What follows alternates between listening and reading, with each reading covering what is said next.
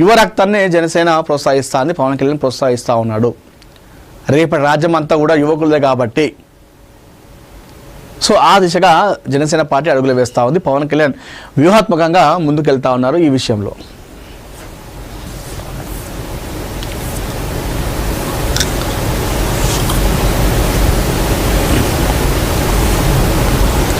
CM వచ్చాక మాట్లాడతా. తన కుమార్తె సుస్మిత చేసిన వ్యాఖ్యల నేపథ్యంలో కాంగ్రెస్ క్రమశిక్షణ కమిటీ జారీ చేసిన షోకాజ్ నోటీసుపై తెలంగాణ మంత్రి కొండా సురేఖ మరోసారి స్పందించారు.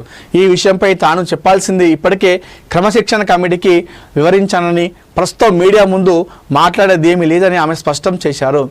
ముఖ్యమంత్రి రేవంత్ రెడ్డి విదేశీ పర్యటన ముగించుకొని తిరిగి వచ్చిన తర్వాత అన్ని విషయాలపై స్పందిస్తానని ఆమె తెలిపారు. వరంగల్ జిల్లా గీసుకొండలో మంత్రి కొండా సురేఖ కుమార్తె సుస్మిత చేసిన వ్యాఖ్యలు పార్టీలో తీవ్ర దుమారం రేపిన విషయం తెలిసిందే.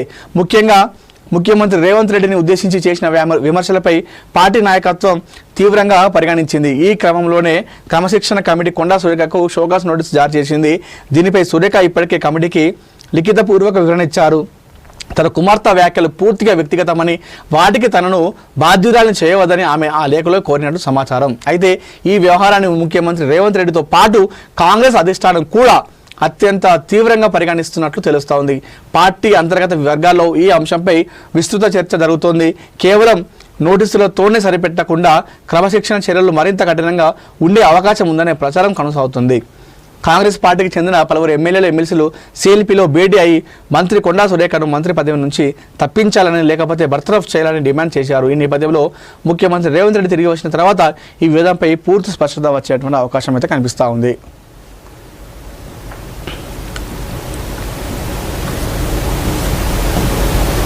నా టార్గెట్ కాంగ్రెస్ కాదు రేవంత్ రెడ్డి. మరోసారి కొండా సుస్మిత సంచలన వ్యాఖ్యలు. కాంగ్రెస్ అన్న ఆ పార్టీ నేతలన్న తనకు అభిమానమని వ్యాఖ్య. సీఎం కుటుంబ సభ్యులపై అవినీతి ఆరోపణలు ఉన్నాయని వెల్లడి. సీఎం సోదరుడి కంపెనీకి 200 కోట్ల భూమిని కట్టబెట్టారని ఆరోపణ. నేను టార్గెట్ చేసేది కేవలం రేవంత్ రెడ్డినే అని సుస్మిత చెప్తా ఉంది. కొండా సురేఖ కూతురు. కాంగ్రెస్ పార్టీ కానీ కాంగ్రెస్ పార్టీ పెద్దలన్నా, సోనియా గాంధీ, రాహుల్ గాంధీ గారన్నా నాకు చాలా గౌరవం. నేను ఇక్కడ ఒక వ్యక్తిని మాత్రమే నిలదీస్తున్నా, వ్యవస్థను కాదు అని చెప్పేసి తను చెప్తా ఉంది. అచ్చ కాంగ్రెస్ పచ్చ కాంగ్రెస్ గురించి నేను మాట్లాడుతున్నాను. అచ్చ కాంగ్రెస్ అంటే ఎంతోమంది కాంగ్రెస్ పార్టీ కోసం పనిచేసిన వాళ్ళందరూ కూడా అచ్చ కాంగ్రెస్. పచ్చ కాంగ్రెస్ అంటే రేవంత్ రెడ్డితో పాటు మరికొంతమంది పచ్చ కాంగ్రెస్లు ఉన్నారని చెప్పేసి ఆమె వాదన. దీనిపైన ఇప్పుడు రచ్చ మొదలైంది.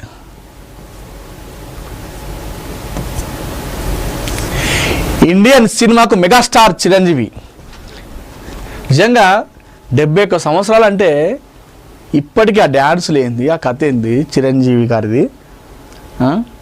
అసలు ఏజ్ పోతుంది కానీ ఆయన మూమెంట్స్ మాత్రం అసలు పోవట్లేదు. ఇంకా ఏజ్ పెరుగుతుంది కానీ ఆ మూమెంట్స్ తిప్పడము, ఇప్పటికీ ఆ వే మూమెంట్స్ చేయడం అనేది చిరంజీవి గారు ఆ నటన కానివ్వండి, అదే హావభావాలు, అదే కథ. శంకర్దాద ఎంబీబీఎస్లో ఎట్లా యాక్టింగ్ చేసాడో మన మనశంకర వరప్రసాద్లో కూడా సేమ్ అలానే యాక్టింగ్ చేసాడు. ఈరోజు చిరంజీవి గారి బర్త్డే, 71 పుట్టినరోజు ఈరోజు. ఇప్పటికి నటిస్తూనే ఉన్నాడు. ఇప్పటికి ఏం మారలేదు. అంటే కొంచెం వయసు వచ్చిన తర్వాత డ్యాన్స్ చేయడం కష్టమైపోతుంది, సరిగా మూమెంట్స్ కూడా ఉంటాయి. కానీ అవే డ్యాన్సు, అదే స్టెప్లు, అదే కథ. ఇంకా చిరంజీవి నిజంగా ఒక్కడే సూర్యుడు, ఒక్కడే చంద్రుడు, ఒక్కడే మెగాస్టార్. అది ఎవరన్నా ఏమన్నా కూడా ఇది నిజం. ఇది చాలామందికి నచ్చకపోవచ్చు. ఒకనొక సందర్భంలో ఓన్లీ కొన్ని సామాజిక వర్గాలే సినిమాలో యాక్టింగ్ చేసేవాళ్ళు. ఎందుకంటే అది బలమైన సామాజిక వర్గం కాబట్టి వాళ్ళు హవా నడిచేది. అలాంటి టైంలో అడుగు పెట్టాడండి శివశంకర వరప్రసాద్. ఒక్కడే ఒంటరిగా అంచెలంచెలలో ఎదుగుతూ ఈరోజు ఈ స్థాయికి ఎదిగాడు.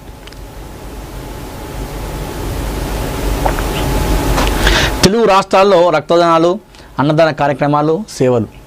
మెగాస్టార్ చిరంజీవి తెలుగు సినిమా చరిత్రలో ఆయన ఒక యుగం. ఆయన చూడని రికార్డులు లేవు, రివార్డులు లేవు, స్టార్డమ్ లేదు.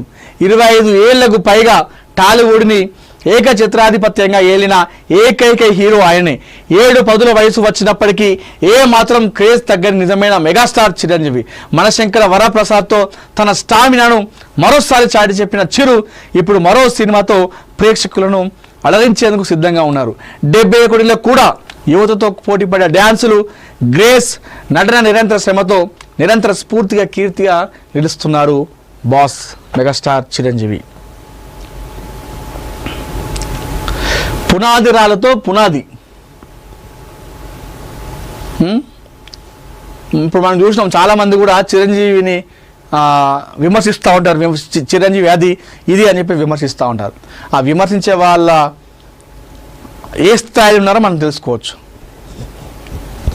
చిరంజీవి ఎవరైతే ఆ కుటుంబ సభ్యులు ఉన్నారో వాళ్ళు హీరోలుగా మంచి మంచి కథలు సెలెక్ట్ చేసుకుంటూ దానిలో వాళ్ళ నటన కావచ్చు, వాళ్ళ డ్యాన్సులు కావచ్చు, దెబ్బలు సర్జరీలు అవుతున్నాయి. ఆ విధంగా కష్టపడుతూ వాళ్ళు ముందుకెళ్తున్నారు.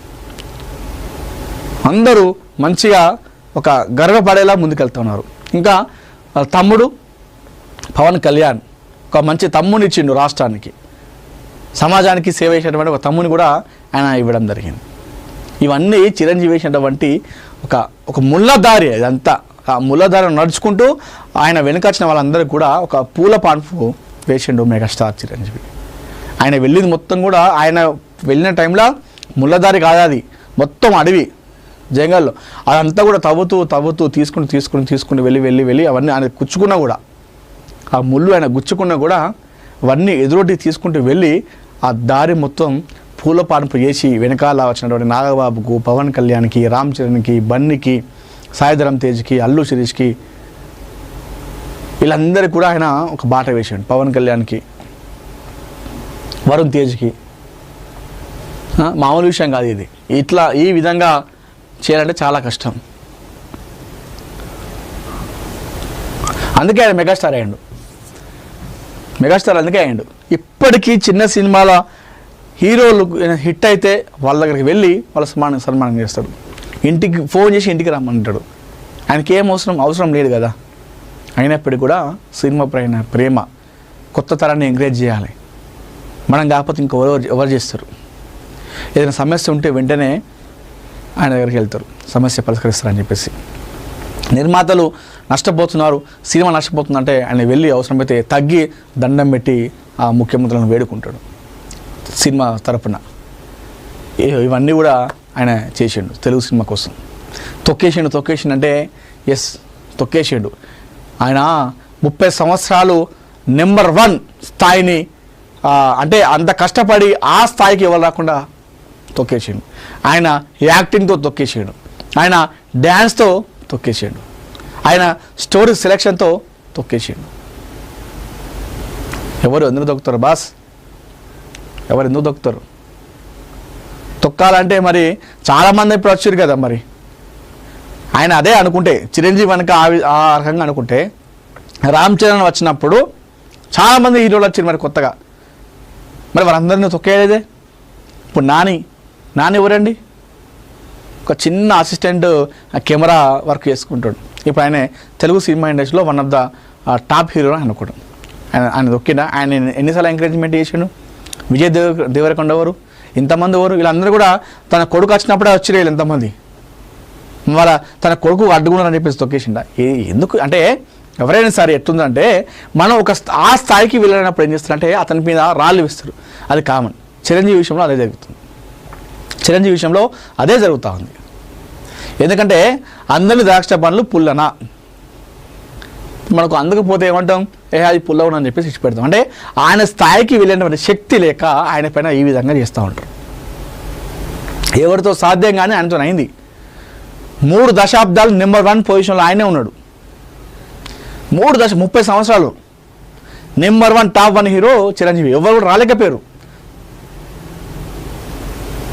అది చిరంజీవి స్టామినా. మళ్ళీ ఒక్కడిగా ఒంటరిగా వచ్చిండు.